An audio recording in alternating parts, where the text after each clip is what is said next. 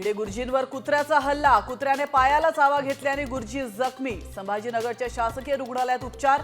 सांगलीत भटके कुत्रे पकडण्याची मोहीम वेगात।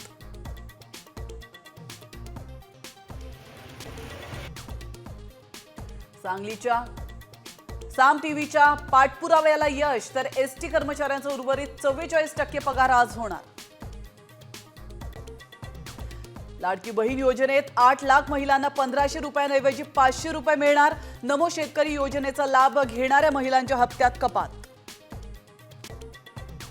कांदा उत्पादक शेतकऱ्यांसाठी मोठा निर्णय, नाफेडकडून लवकरच कांदा खरेदीला होणार सुरुवात।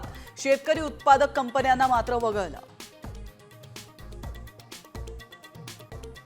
सोन्याचे दर आता उच्चांकी गाठण्याची शक्यता। प्रति तोळा 1,30,000 दर होणार। विदेशी गुंतवणूक फर्म गोल्डमन सॅक्सचा अंदाज। पुणे गर्भवती मृत्यू प्रकरणी ससून रुग्णालयाचा अहवाल आज येण्याची शक्यता। गर्भवतीचा मृत्यू वैद्यकीय निष्काळजीपणामुळे झाल्याचा ठपका। अहवालानंतर पुणे पोलीस करणार पुढील कारवाई।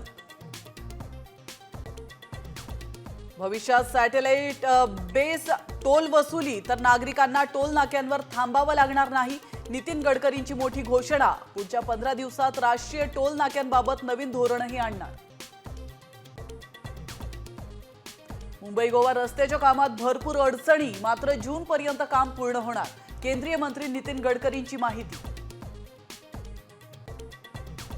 विकी कौशलचा छावा सिनेमा सर्वात वाईट। चित्रपटात सूर्याची भूमिका साकारणाऱ्या आस्ताद काळेनेच ओढले टीकेचे आसूड।